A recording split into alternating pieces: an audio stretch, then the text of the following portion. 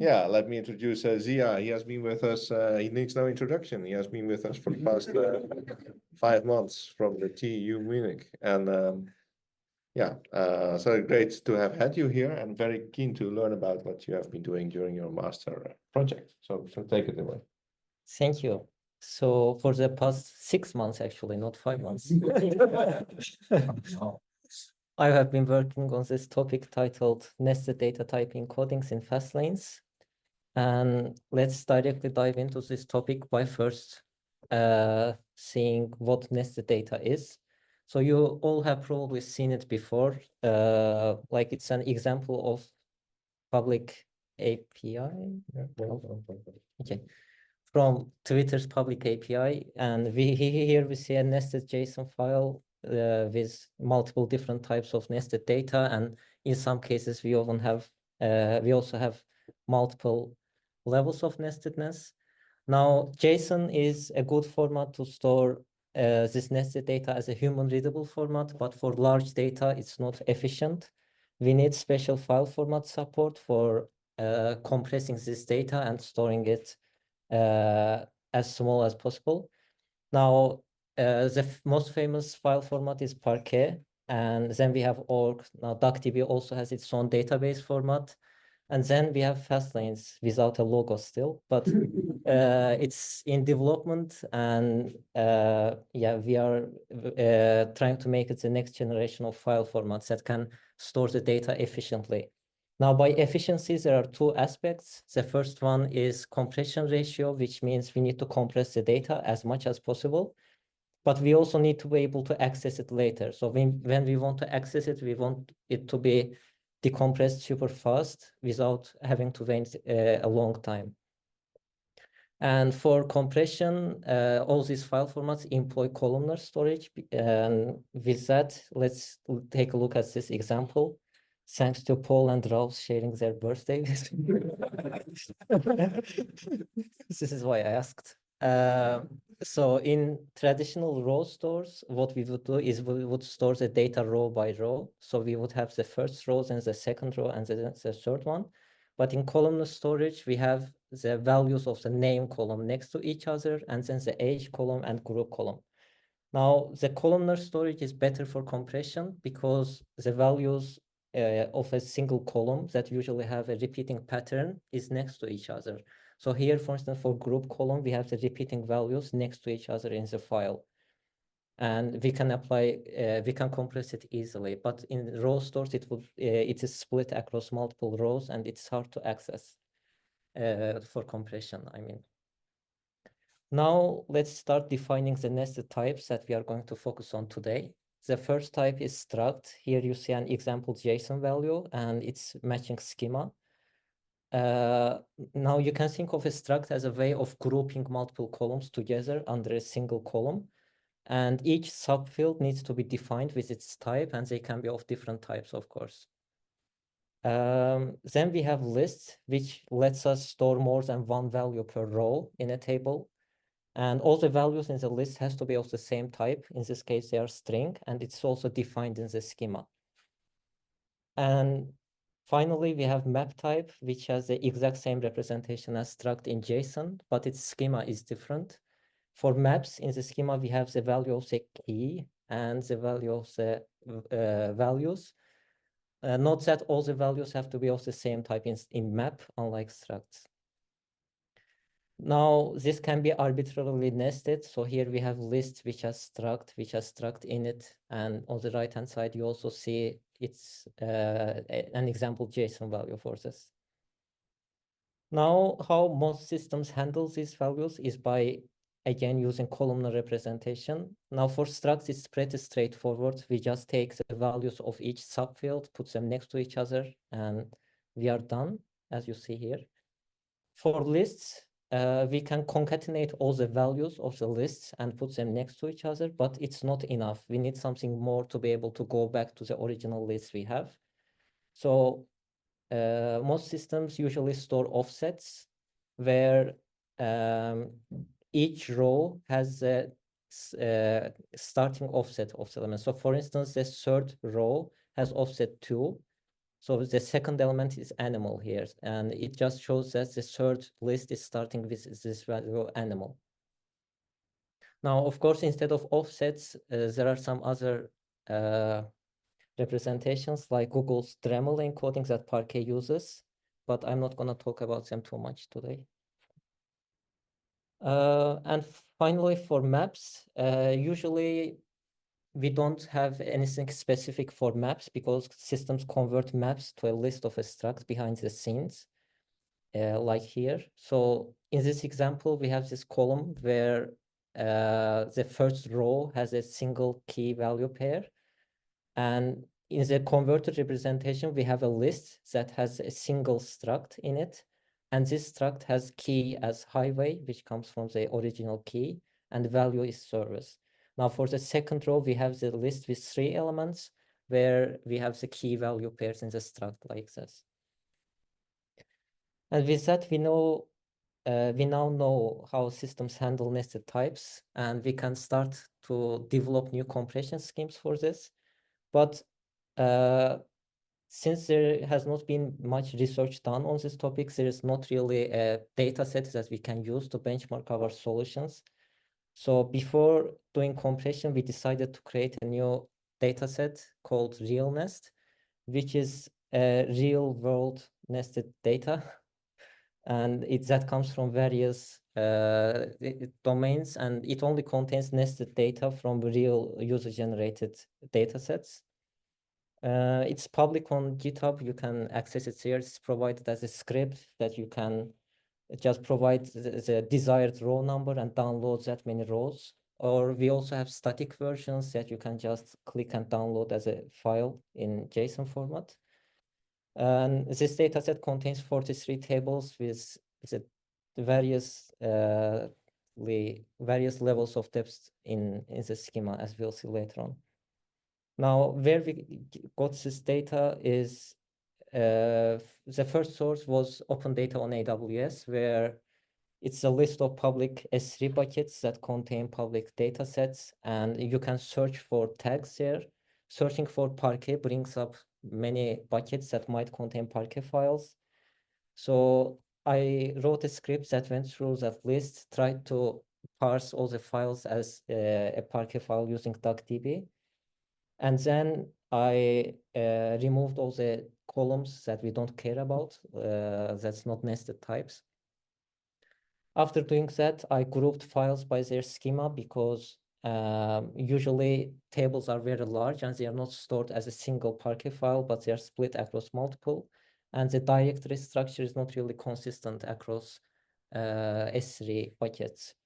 So that's why I did that. And in the end, I also went through the list of tables manually to make sure we don't have any tables that we are not interested in, and to make sure that they are really distinct and we don't have any repeating tables multiple times. Now, other than Parquet, we also wanted to capture what people store in JSON files.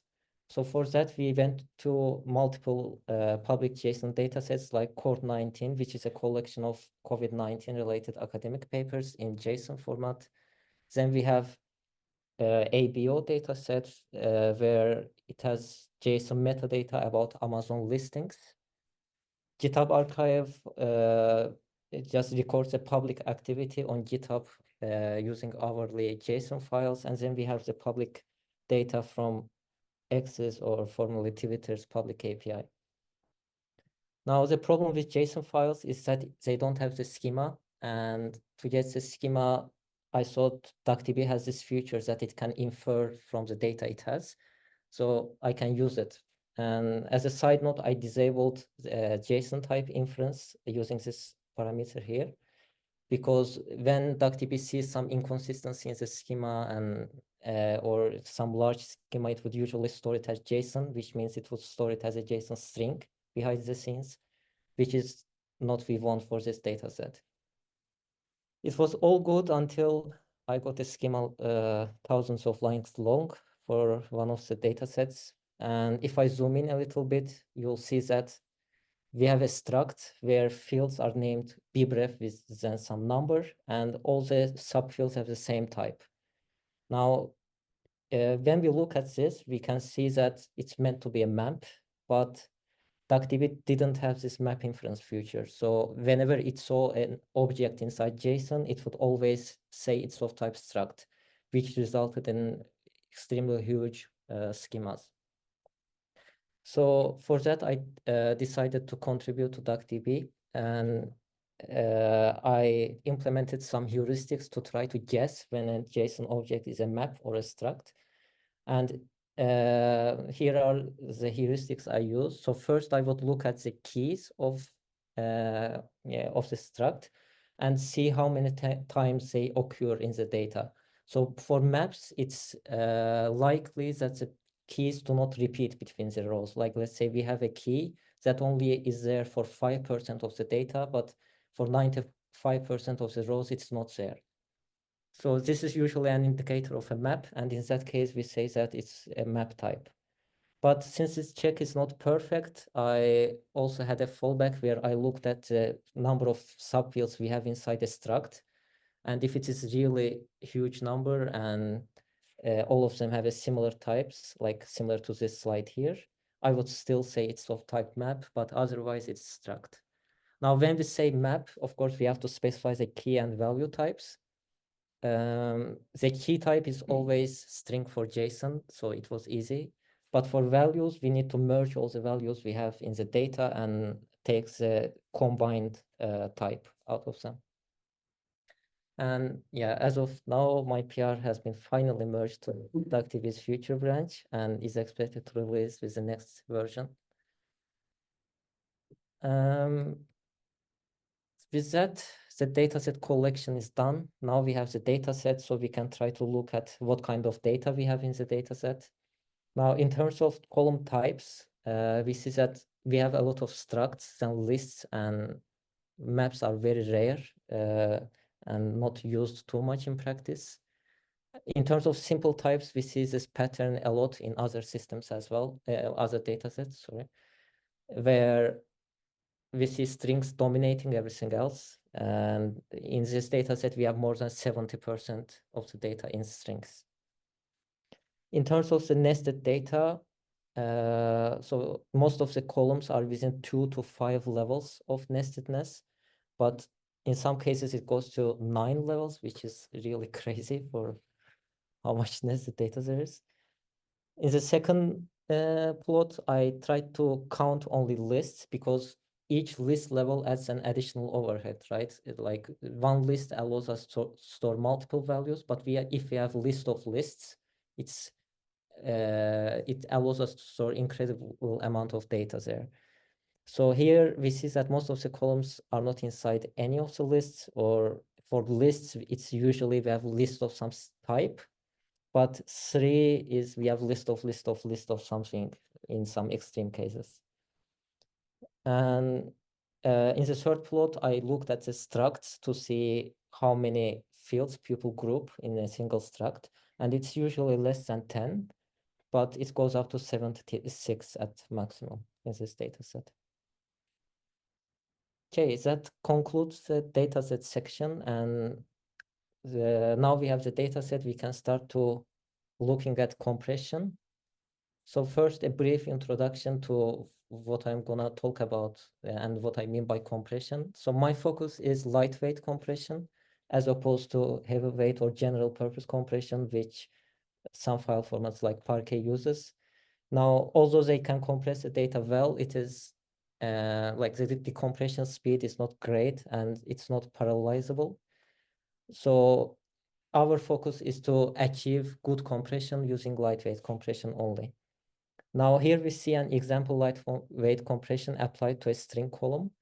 Now this is called dictionary encoding, where we take all the values, distinct values we have in the original column and assign unique integer codes to it. So in this case, we get A gets code 0 and B gets code 1. After doing that, we can now replace all A's and B's with zeros and ones in the column.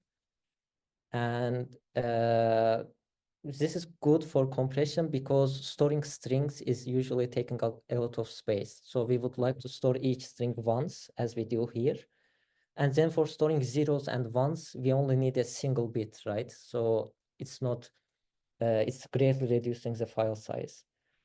Now we could stop here, or we could do so-called cascading compression, where we take the output of the first compression scheme and in this case apply run length encoding to it.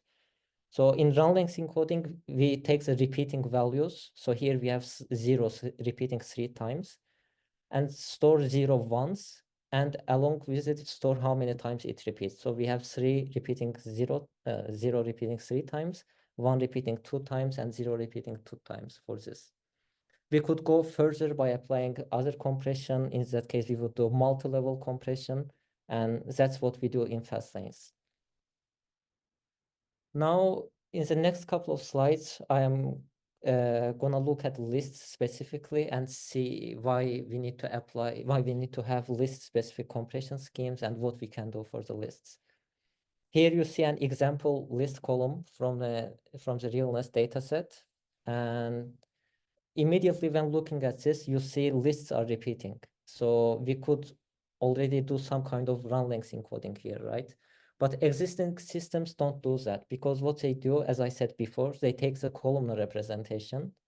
And if you look at values array here, we no longer have that repetition. That information got lost, and the best we can do is apply dictionary encoding to strings. But to tackle this problem and do a better compression, now we propose doing list array for this kind of data. So what we do is we store each list once and store how many times that list repeats. So here we have 3 lists and they repeat 3, 3, and 10 times each. Now we could go further and do cascading compression. So let's say we first do dictionary encoding, where we assign dictionary codes to strings themselves. After that, we can now do list array on this dictionary encoded lists. Now the benefit is that we have this human string that repeats in all the rows, right? And in a previous slide, we had to store that human string 3 times for each run we have. But now instead of storing the human string, we store it once, and we can store its integer code 3 times, which is much smaller than the string itself. The next scheme we can do for lists is dictionary encoding for lists, where similar to plain dictionary encoding, we assign unique codes to the lists themselves. And after doing that, we can replace all the lists with their matching code. So in this case, we get 0s, 1s, 2s, and then 1. The benefit over list array is that in list array, we had to store this human mice list twice, because we have it occurring in 2 groups. One is here and one is down below. But now we don't have to store the list twice. We store the list once and instead store its integer code at multiple places.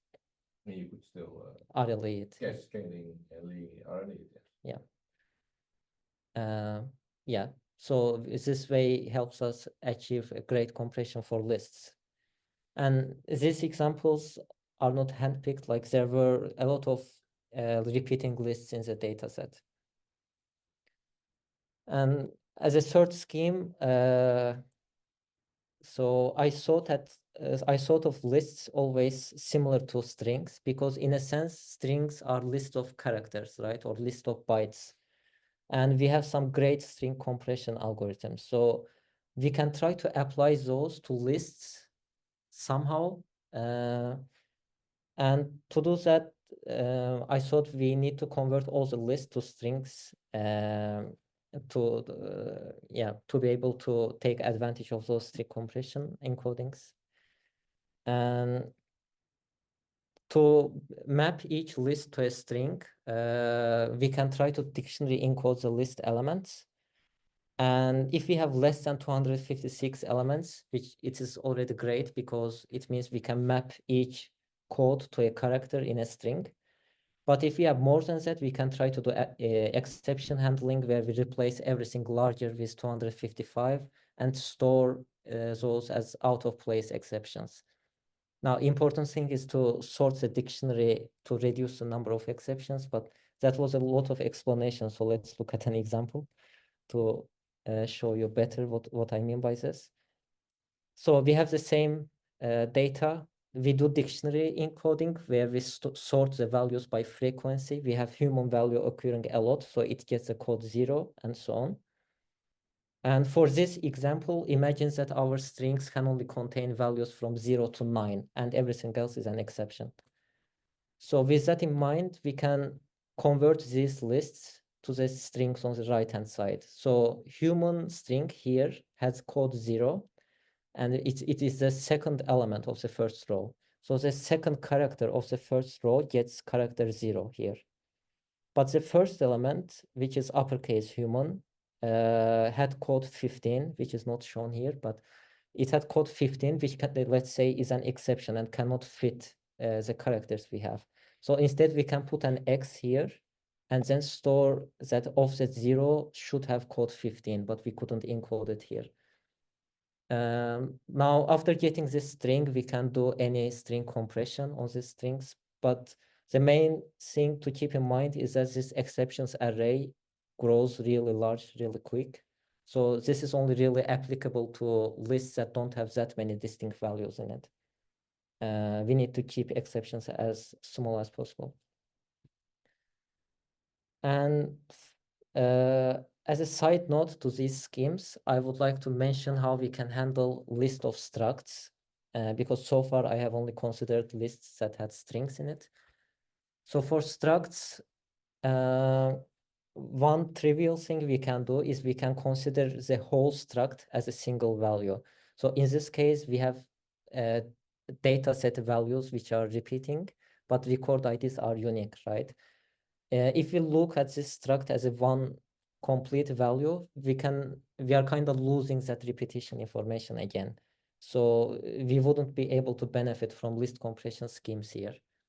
So we can kind of split this list of structs to two lists of strings where we separate the values. And now look, we can apply list dictionary, for instance, to the left scheme while keeping the to the left column while keeping the right column uncompressed. However, the problem with this approach is the overhead of offsets. We need to, you see that the list on the left and on the right shares the same structure, right? They have the same length or same offsets. So we need to somehow share this information between two fields to make sure we don't store more data than we need to. So that's the overhead with this approach. And now let's look at some plots to see how good it works. I implemented these schemes in FastLanes, and we see on average 16% more compression on realness tables. And in some extreme cases, it goes up to 95% of more compression, which is very extreme, considering that FastLanes already has some state-of-the-art compression schemes implemented for simple types. So if by doing this, we can get this much compression, it's always worth it to do this. Now, if I compare to other systems, here I show the compression ratio for each table as a point. The higher compression ratio means better compression, so lower file size. And on the right-hand side, I have like better values, on the left, worse values. It is log scale, also keep that in mind. And we see that FastLanes with list schemes is doing very great. And compared to Parquet with ZSTD, and now ZSTD is a general purpose compression that I briefly mentioned before, so it's cheating a bit. It's not as efficient as what we are doing. And we see that the results of FastLanes is comparable, in some cases better than Parquet with ZSTD. Then I also included DuckDB results here. I hope you appreciate these results because it was really challenging to get this. DuckDB doesn't have a easy way of accessing the table sizes, so I had to hack its code, and yeah, let's not go there. Yeah, DuckDB is, I would say, lies in the third place here, and in the fourth place you have Parquet without general purpose compression. And I would say when the FastLanes is released, Parquet is gonna be dead, I think. That's the goal. Not going to be that, this is the de facto standard for data lakes. But so much of it around it will live on. Yeah. Okay.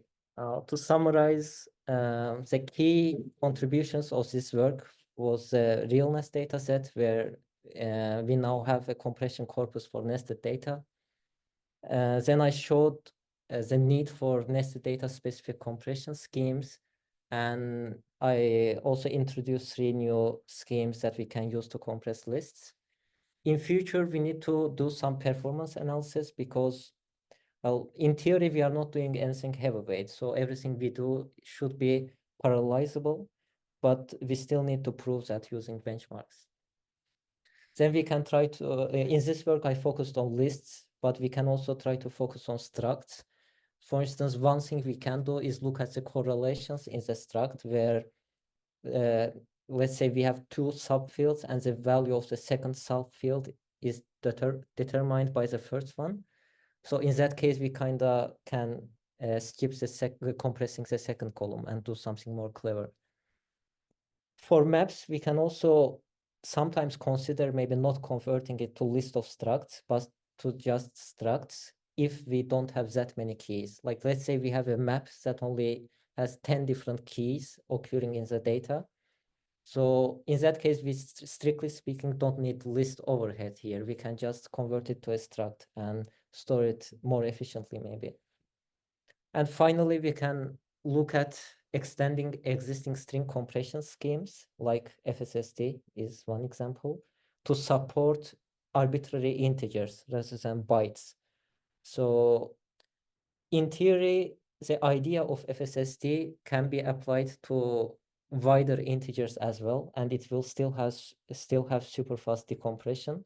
Maybe compression speed will suffer, but that's not that important. So if we can somehow do this, then we no longer need to store that exceptions I mentioned, and we can apply the string schemes to arbitrary lists in the dataset. And yeah, with that, my presentation is over now. And if you have any questions, I'm happy to take some now.